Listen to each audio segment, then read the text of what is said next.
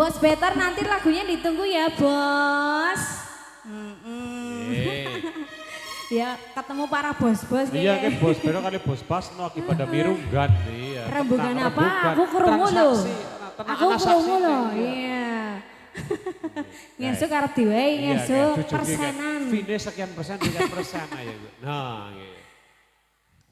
Patis manis yen ngucap sing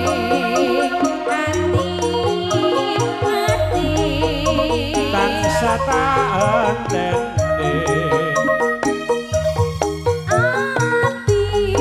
iki wilujeng dalu wilujeng rawuh bos Yat bos mobil siki wis malah ora motor tok kok kalian ibu nggih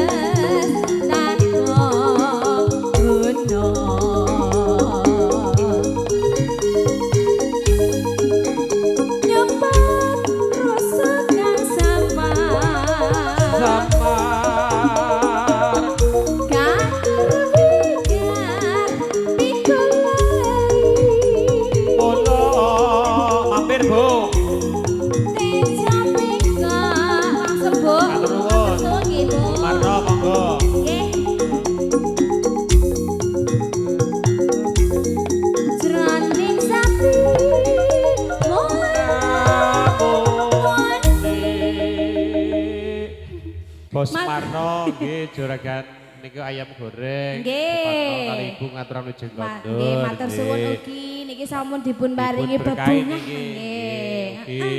Pak Sukir saking Banjarsari, Brian Motor saking Karangpakis Kidul niku Margi Agung. Nggih. Dan jangan lupa bos besar juga yang baru hadir, ada Bos Yat. Bos Yat. Bos mobil. Niki piyayine.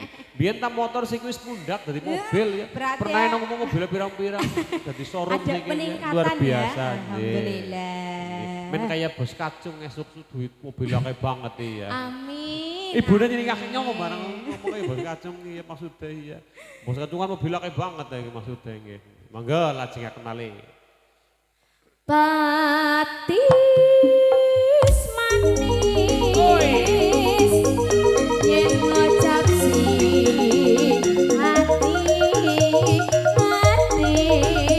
tansah taandene